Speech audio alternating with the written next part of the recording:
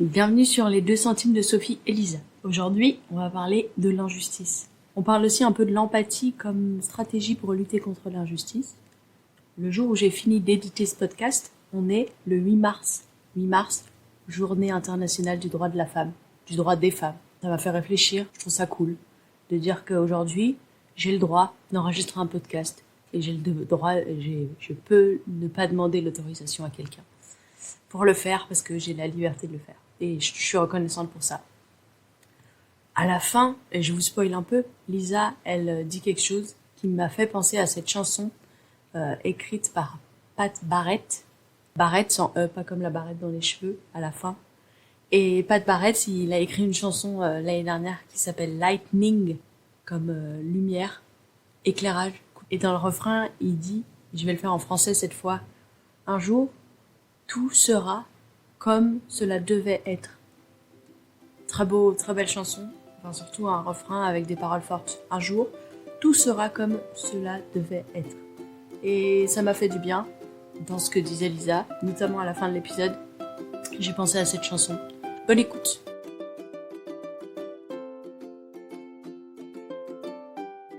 Bonjour Lisa, bienvenue sur les 2 centimes de Sophie et Lisa.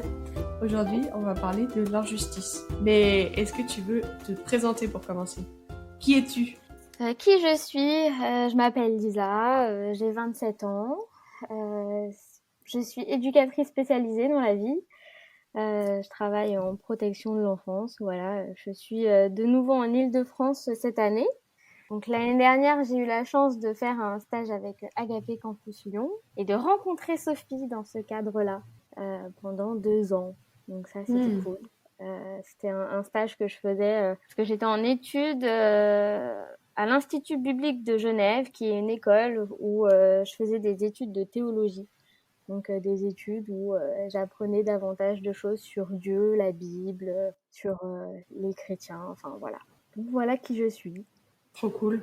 C'est vrai que ça fait déjà 9 mois que tu as quitté Lyon.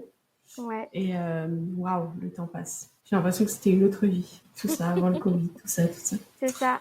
Du coup, on va parler de l'injustice aujourd'hui. Je me rappelle plus si c'est moi qui t'ai proposé ou toi qui m'as proposé. Mais quand le sujet est arrivé en tête, j'ai eu une intime conviction que je voulais en parler avec toi parce que du temps de Lyon, Ouais. nous passions du temps à parler de l'injustice et je me rappelle notamment d'un voyage en bus. Je sais pas si tu te rappelles, où on rentrait d'avoir mangé chez une amie et on a lâché tout notre sentiment de l'injustice pour beaucoup de choses et bref, ça m'a fait du bien de trouver une sœur qui vibrait pour l'injustice comme moi. Mais du coup, pourquoi toi, c'est un sujet qui t'intéresse ? Waouh. Alors, je pense que c'est un sujet que tu m'as donné parce que j'étais en panne sèche de savoir quoi discuter avec toi. On a trop de sujets intéressants à aborder. Ouais. Je pense l'injustice, c'est quelque chose qui me parle. Et en fait, j'ai réfléchi vraiment à cette question, à savoir d'où ça pouvait commencer cet intérêt que j'ai pour l'injustice. Et je pense que ça a commencé très tôt. Je pense au collège déjà, je notais toutes les injustices possibles, à me dire mais c'est pas possible, il faut que je fasse quelque chose pour lutter contre ça. Notamment, je dirais, des inégalités sociales. Du coup, au collège déjà, tu faisais des... Je suis l'amie qui essaye de trouver des solutions à toute personne susceptible d'avoir un talent. Alors, je suis celle qui... Alors, voilà, moi, j'avais des fortes compétences, dirons-nous, en sciences. Donc, si vous voulez, jamais eu de difficultés scolaires à ce niveau-là. Ce qui n'est pas forcément le cas de toute autre personne, hein, mais voilà. Et je me battais corps et âme pour que les 10 cancres de mes classes puissent être valorisés d'une autre façon. Et c'est comme ça que j'ai découvert que j'avais des amis qui étaient plus doués en dessin, qui en fait ne correspondaient pas forcément à l'académie, enfin à l'éducation nationale comme c'est apporté de nos jours, et qu'en fait d'autres filières étaient pertinentes pour elles. En fait, je faisais un job un peu de conseillère d'orientation pour les gens autour de moi. Gratuit. Ouais, voilà, c'est ça. Donc ça a commencé comme ça. Et puis beaucoup de choses où j'ai pas forcément ma langue dans ma poche. Ça m'a pas toujours aidée, mais voilà. Et je pense donc ça a commencé là, et puis ça s'est amplifié. C'est un cadeau. Un cadeau, ouais, je sais pas. Des fois, je me dis que c'est peut-être mon fardeau dans les deux sens. Un fardeau positif où du coup, c'est une quête pour moi de me dire je veux être utile à défendre les injustices que je vois, mais à la fois un fardeau qui peut être lourd par moment parce que à force de les voir, on a aussi un regard bien plus noir, bien plus sombre sur la société. Un peu négatif, un peu pessimiste par moment. Parce qu'on se rend compte aussi que l'injustice, c'est difficile de la combattre. Et qu'en réalité, c'est un combat non pas de quelques jours, mais de toute une vie. Et même après ça, il y aura toujours de l'injustice. Donc c'est ce combat sans fin qui peut être parfois un peu amer. Je lisais dans la Bible un passage où c'est Jésus, enfin il y a une femme qui vient et qui pète un morceau de parfum, enfin du parfum au pied de Jésus. Et après la discussion c'est ah mais on aurait pu vendre le parfum, on aurait pu le donner aux pauvres. Et Jésus répond, il dit mais laissez-la faire parce qu'elle donne du parfum parce qu'elle a envie de rendre hommage à Jésus. Et il lui dit vous aurez toujours les pauvres avec vous, mais moi je ne serai pas toujours avec vous. Et c'est une phrase qui me reste beaucoup par rapport à l'injustice, mais par rapport à la souffrance en général, de dire que en fait on peut le voir d'un côté pessimiste, genre c'est horrible, c'est fataliste, ou alors on peut le voir en mode en fait aussi ça nous permet de nous reposer, de nous arrêter, parce que quand on reprendra, ils seront toujours là, les pauvres, l'injustice, la souffrance. Et si on se repose pas, on va craquer par rapport à l'injustice. Ça me fait penser à ça, ce que tu dis. Je rebondis juste sur ce que tu viens de dire. La pause est très utile, je trouve. Moi, du coup, je suis EduxP depuis 2015. J'ai été diplômée en 2015. Je travaillais pendant 2 ans et demi et un peu aussi avant d'être diplômée. Et en fait, pour faire ma formation à l'Institut biblique de Genève, j'ai fait une pause de 3 ans, en fait, puisque j'ai été jusqu'en 3e année. Et je reprends là depuis juillet 2020. Et en fait, cette pause, elle était vraiment salutaire, je pense, parce qu'aujourd'hui, je reviens dans un autre domaine, dans une autre équipe, dans un autre service, mais avec 3 années de pause qui sont... Je dis qu'elles sont salutaires parce que aujourd'hui, en fait, je ne vis pas les choses de la même façon. L'injustice, mais plus... je la prends moins à cœur, dans le sens où je la prends moins de façon frontale. J'arrive à prendre de la distance, mais à ne pas être non plus insensible, parce que je pense que ma sensibilité face à l'injustice, c'est un point fort, mais qu'avant ces 3 années de pause, je pouvais vraiment les prendre très à cœur, un peu premier degré, quoi, et ça pouvait vraiment me mettre mal, alors qu'aujourd'hui, ça me met mal, mais avec quand même un sas de distance, où j'arrive à me dire, relativise, t'as pas changé la face du monde, mais petit à petit, voilà. Après, voilà, c'est une réalité. Mon métier a une part de réparation. Et c'est vrai que ça veut dire beaucoup de choses de ma personnalité. Mais je suis pas là en thérapie. Non, mais c'est trop intéressant. Parce que, tu sais, je pense souvent aux entretiens pour EduxP, assistante sociale ou quoi, où on me demande, je me rappelle d'une amie qui m'avait dit qu'elle avait, je sais plus quel problème dans sa famille, ou quelqu'un qui avait des difficultés, et elle en avait parlé à l'entretien parce qu'il lui avait demandé. Et en gros, les questions à l'entretien, c'était, mais du coup, vous voulez, est-ce que c'est parce que vous voulez sauver cette personne que vous vous engagez dans cette filière et tout? Et d'un côté, tu peux dire non, mais d'un autre côté, oui aussi. Enfin, il faut être lucide que quand on prend soin des autres, on prend soin peut-être de notre enfant, de nous-mêmes quand on était enfant et qu'on n'a pas pris soin de nous, ou des gros malheurs enfin, c'est tout confus à l'intérieur de nous sur l'injustice. Clairement. Je pense que quand tu passes les oraux du concours, par moment, tu peux aussi te voiler la face en réalité et pas te rendre compte encore que ce pourquoi tu t'intéresses à cette profession, c'est parce que toi-même, tu es en train de réparer quelque chose. Mais une fois que tu es diplômé, ça c'est clairement obligé, tu l'as abordé dans les 3 années de formation, parce que tu te rends bien compte qu'il y a quelque chose. Il y a des situations qui t'animent, il y a des choses qui te révulsent, et c'est sain. C'est sain parce que c'est pas un métier, on fait pas de l'informatique, on marche pas avec des machines, on fait de l'humain, et on va côtoyer des gens qui sont parfois brisés, ou qui sont en phase d'être voilà, partiellement, on voit de réhabilitation, de guérison, de ce qu'on veut, hein, résilience. On peut mettre le terme qu'on veut derrière. Mais en fait, ça va éveiller en nous quelque chose, des émotions, et c'est avec ça qu'on va travailler aussi. C'est utile parce que ça nous aide à être dans l'empathie de l'autre, à être dans dans la compassion, mais aussi d'être dans la compréhension de pourquoi il peut peut-être réagir comme ça. Donc ouais, je pense que c'est une évidence que moi, l'injustice, ça éveille fortement quelque chose en moi et que j'ai sûrement eu un sentiment d'injustice pour ma propre vie à un moment donné. Waouh, trop fort ce que tu partages. Merci de le partager. Pour toi, du coup, ta soif de justice, mais aussi la soif de justice qu'on voit chez les enfants, ça vient d'où? J'ai beaucoup réfléchi à ça et je me suis dit en fait que l'injustice éveille en nous un sentiment d'inégalité, un sentiment de pourquoi moi et pas l'autre, Ouais. et aussi de mais pourquoi réponds à ma question quoi, pourquoi moi maintenant.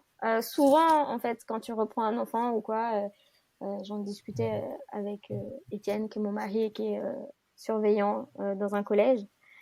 Souvent, quand il reprend un jeune, on me dit mais pourquoi moi? Enfin, pourquoi? Juste dis-moi la raison de ma sanction. Dis-moi pourquoi tu me reprends là-dessus. C'est injuste. Et en fait, c'est reprendre la règle, reprendre la transgression, en fait, la transgression, et justifier la sanction. Et en fait, donc pour moi, parfois, il y a un sentiment Justifier. Ouais, justifier. Justifier le pourquoi de la sanction. Mais en fait, pour moi, du coup, l'injustice, par moment, elle est là éveillée à une égalité une inégalité parce que ça colle pas, c'est pas juste, ça colle pas à la règle. Alors, j'essaye de m'expliquer. Mais que, en gros, il y a une règle. Et parfois, cette règle ne semble pas claire ou ne semble pas juste. Et du coup, notre interprétation de la règle me dit que, en fait, si je fais ça, c'est pas tout à fait la contourner, mais c'est pas tout à fait la transgresser, donc ça passe. C'est un peu la loi et comment dire, on dit ça, l'interprétation de la loi. Ouais, c'est ça. La loi et l'interprétation de la loi. C'est comment je la comprends et comment je l'applique. Est-ce que je l'applique ou pas? Et puis l'inégalité, je dirais aussi, est-ce que il y a des choses qui font que j'ai des excuses pour pas la suivre en fait cette règle? Est-ce que c'est pas juste parce qu'en fait il pleuvait et que j'ai besoin de mettre une capuche, mais j'ai pas le droit de mettre ma capuche à l'intérieur, tu vois? Mais ouais, mais il pleut. Ouais. Donc la règle, elle est caduque à ce moment-là. Ou je sais pas, je pense souvent à cette image que beaucoup de gens, je pense, ont vu sur les réseaux sociaux. C'est un dessin, je crois, il me semble, de personnes qui veulent regarder un match de foot derrière un mur et qu'en fait il y en a un qui fait 1m90 et donc qui a aucun souci pour regarder le match. Et puis il y en a d'autres, donc un, je sais pas, 1m70, 1m60 et puis 1m50 comme moi. Et en fait, est-ce que l'égalité, c'est de se dire, on va tous les mettre sur une caisse et puis celui qui a 1m90, il va voir encore mieux. Mais le mec de 1m50, il va toujours rien voir parce que c'est toujours pas la bonne hauteur pour voir le match. Ou est-ce que l'égalité, c'est dire, je vais lui mettre 2 caisses pour qu'il soit à la même hauteur et les autres, le nombre de caisses suffisant pour qu'en fait, ils aient tous la même hauteur. Et en fait, moi, le sentiment d'injustice, c'est ça. C'est que pour moi, en tout cas, ça éveille quelque chose de l'ordre de qu'est-ce qui est juste en fonction des critères de la situation. Je sais pas si c'est clair ce que je dis, mais... C'était clair. La dernière phrase, ce qui est juste pour moi, c'est en fonction des critères de la situation. Donc ça veut dire que la justice est relative, quoi. Tout à fait. En tout cas, selon moi, la justice est relative. Après, je pense que si on devait parler de ça avec un avocat, il serait peut-être plus tranché. Et encore, parce qu'il te parlerait de la jurisprudence. Je me demande aussi si l'injustice, elle n'est pas dans les besoins non comblés, qui produit une inégalité. Donc, par exemple, le besoin de justice, c'est un besoin, mais la colère de l'injustice, elle vient aussi pas forcément du besoin de justice, mais du besoin de considération. Je pense par exemple aux Noirs aux États-Unis et en France aussi, mais tout ce qu'on a vu sur les réseaux sociaux en juin, en fait, c'est un besoin de considération, un besoin de justice, bien sûr, un besoin d'égalité, un besoin qui produit de la colère et qu'on dit que c'est de l'injustice. C'est lié à l'injustice, mais pas que, parce que il y a aussi c'est de l'injustice, c'est clair. Il y a l'injustice naît du fait qu'il y a des besoins qui sont pas comblés, qui devraient être comblés, quoi. Pour moi, elle naît aussi des inégalités qui existent dans notre société. En réalité, c'est que l'injustice, on la voit dès lors que la norme n'est pas forcément atteinte pour tout le monde de la même façon, selon moi. C'est qu'en fait, voilà, si tu parles, si on doit parler là des personnes de couleur, que ce soit en France ou aux États-Unis, c'est qu'en fait, on part du constat tout de même que ces personnes, en tout cas elles-mêmes peuvent en témoigner, que par moment dans leur vie, leur couleur de peau a été un problème. A été un problème parce que un acquis, style l'éducation, le travail, la recherche de travail, enfin voilà, autre chose, l'immobilier, donc trouver un appartement, etc. Ça leur a causé un préjudice. Donc ça veut dire qu'en fait, ça a été une espèce d'handicap. Ça leur a causé une inégalité parce qu'en fait, ça leur a pas permis d'accéder à une norme que toute autre personne aurait eue. Ouais. Et en fait, ouais, l'injustice, elle naît des inégalités qu'on peut constater, qu'on peut vivre et dont on peut être témoin. Et c'est pas forcément pour moi, en tout cas moi c'est mon ressenti, c'est pas forcément parce que ça touche quelqu'un de proche de moi que ça va me toucher davantage. Je pense que ça va me toucher davantage dès lors que je me reconnais dans l'inégalité exprimée et que l'injustice en fait fait sens à mes yeux parce que c'est quelque chose que j'ai vu, que j'ai traversé, que je conçois. Et c'est sûrement en lien à l'empathie. On peut exprimer l'empathie, donc se mettre à la place de l'autre, que s'il y a quand même un lien où on peut se retrouver un peu dans la vie de l'autre. J'essaie d'imaginer, mais j'ai pas d'exemple où c'est vraiment très compliqué d'exprimer de l'empathie, parce que en fait, j'ai aucune manière de me dire, de me retrouver en miroir avec l'autre, parce que nos vies sont différentes et tout. Ça. Mais comment est-ce que tu fais justement pour ressentir l'injustice de quelqu'un si ta vie est très différente et que du coup tu peux pas exercer l'empathie? Eh ben, en fait, j'ai réfléchi à cette hypothèse et en me disant, par exemple, avec tout l'anonymat que je peux y mettre, je suis donc je suis des familles, des jeunes, etc. Qui sont en difficulté, des familles qui ont besoin d'aide. Et en fait, je suis une famille qui est plutôt aisée, donc qui est, je dirais, d'une catégorie socio-économique différente de la mienne, que ce soit celle que j'ai aujourd'hui ou que j'ai eue par mes parents, donc avec une situation plutôt aisée. Et en fait, ça a été difficile pour moi de m'occuper de cette famille-là parce que les personnes, en fait, les parents me renvoyaient quelque chose, moi, en fait, de l'ordre de je suis supérieure parce que je suis riche. J'ai de l'argent et je n'ai pas de difficultés en réalité parce que j'ai de l'argent. Dans les premiers temps de mon accompagnement avec ces personnes-là, ça a été très difficile parce que j'essayais de leur faire comprendre qu'au final, si moi j'étais là aujourd'hui dans leur vie, c'était bien qu'il y avait une difficulté repérée quelque part. Donc ça, c'est un fait. C'est pas moi qui l'ai mis. Concrètement, c'est la justice qui a vu qu'il y avait un problème. Et donc, en fait, pas des gens de ma catégorie socio-économique. C'est pas des gens avec qui j'aurais pu vivre. Pas des gens avec qui j'aurais été amie, je pense. Néanmoins, en me mettant dans leur bulle un peu, en essayant de réfléchir de leur façon, du coup, ces personnes-là se disent que le matériel est suffisant pour répondre à tous leurs besoins. Et ben, j'ai pu comprendre qu'en fait, non. Si aujourd'hui on en est là, c'est qu'il y a eu quand même, justement, par leur conception, des lacunes au niveau affectif, en fait, tout simplement. Des enfants qui certes étaient comblés par des choses très matérielles et onéreuses, mais qui n'avaient que peu de liens affectifs avec leurs parents en réalité. Et donc là, j'arrive à ressentir de l'empathie parce que plus je creuse et en fait plus je voyais que c'était un château qui avait l'air très joli avec de l'or, tout ce que tu veux, mais un château gonflable en fait parce que c'était fictif, c'était creux. Je dis pas que toutes les familles riches vivent ça, ok? C'était un exemple parmi d'autres. Mais voilà, je tiens à le dire, je tiens à le préciser. C'est pas parce qu'on est pauvre qu'on vit d'amour et d'eau fraîche, et c'est pas parce qu'on est riche que c'est compliqué. C'est pas parce qu'on est pauvre qu'on est heureux, voilà. Voilà, disons-le.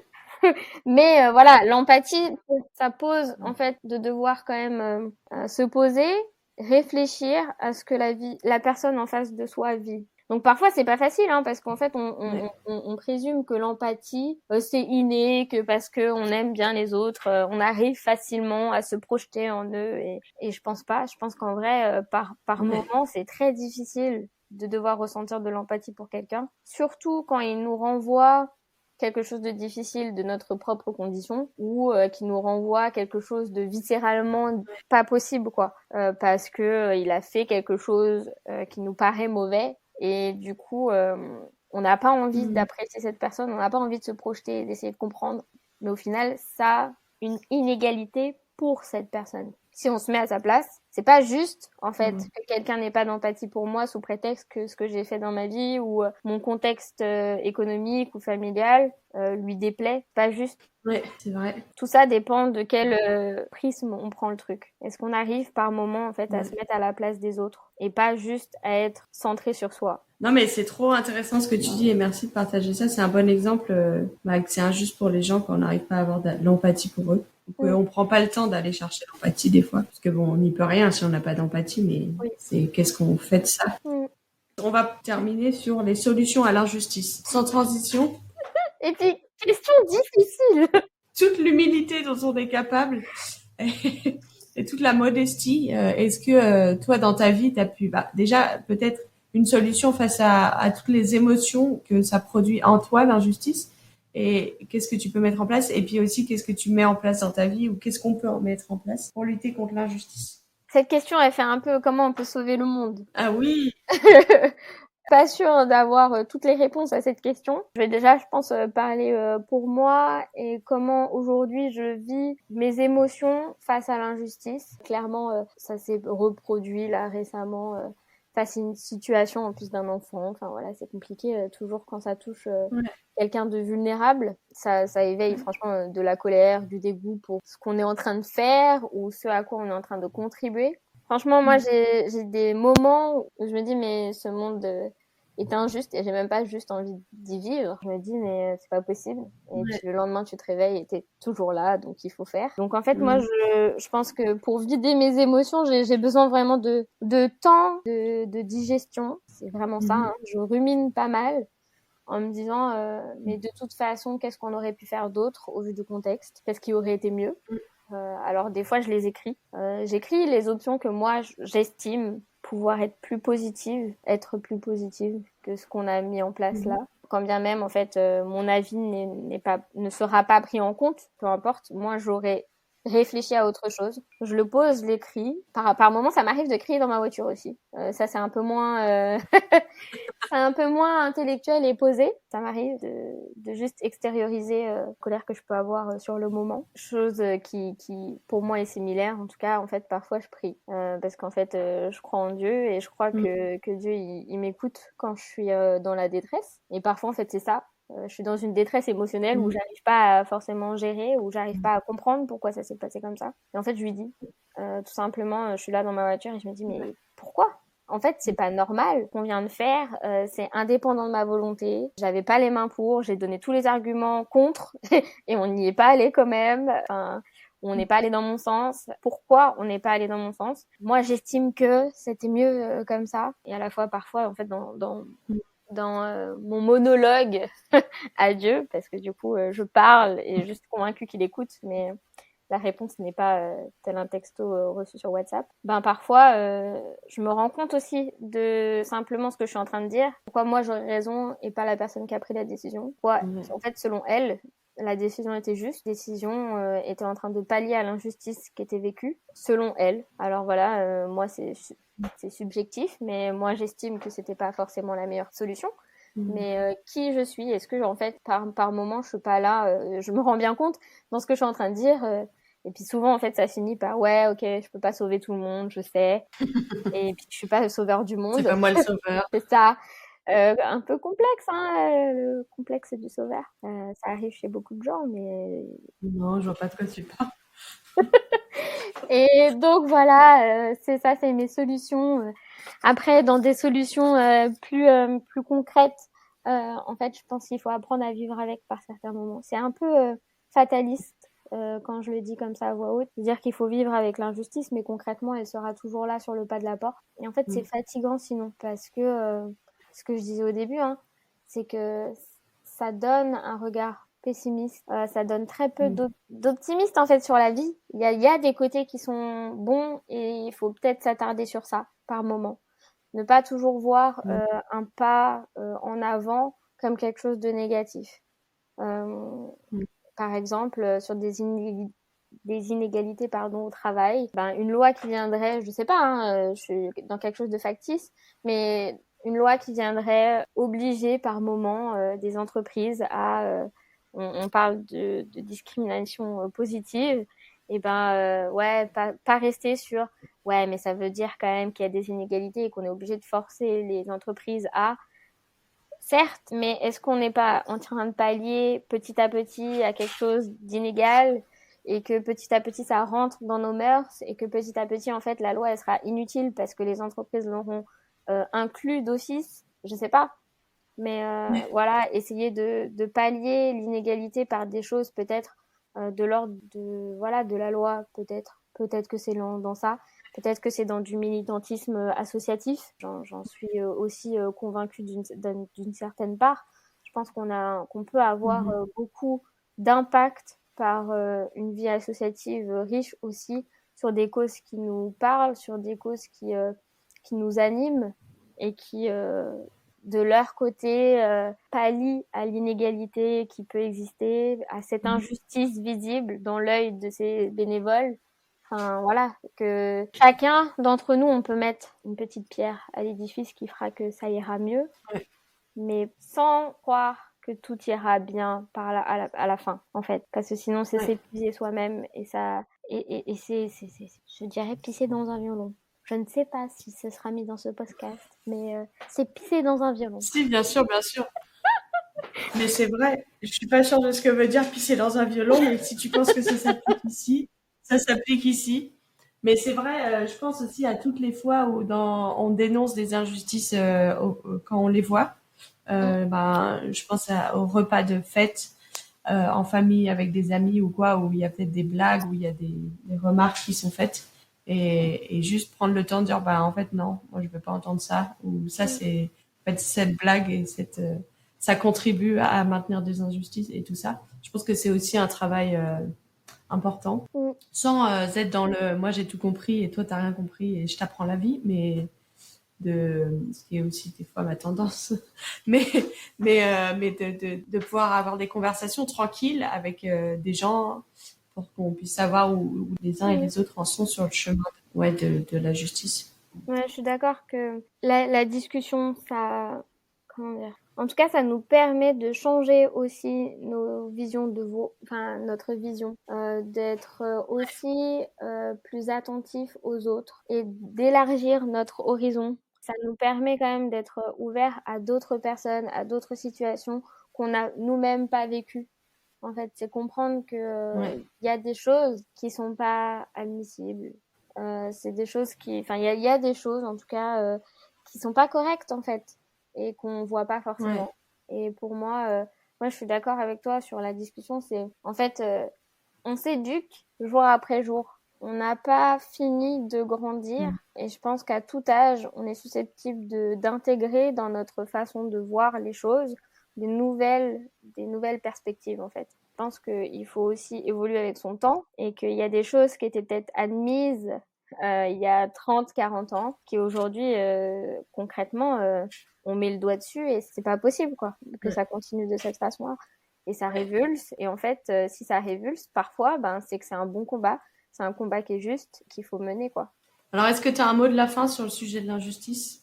Ah là là. Sur l'injustice, moi en fait, je suis convaincue qu'un jour tout le monde sera, qu'on vivra dans un monde juste. Je suis convaincue que ce sera pas dans ce monde-là, qu'ici l'injustice ça fait partie de notre quotidien, mais qu'un jour en fait on vivra dans un monde qui sera juste, avec une seule personne qui régira tout ça et cette personne-là, moi je suis convaincue que elle est juste, convaincue en fait que un jour Dieu il fera que il y aura pas d'injustice, il y en aura plus et on pourra baisser les armes et arrêter de se battre parce qu'en fait on sera tous égaux, il y aura plus d'inégalité et ce sera le kiff total. Wow. Mon métier n'aura plus lieu d'être et je dis merci. Oh wow, c'est un très très beau mot de la fin. Trop bien. Merci Lisa pour ton temps et pour toutes tes bonnes réflexions. Merci Sophie de m'avoir interviewée avec de très bonnes questions.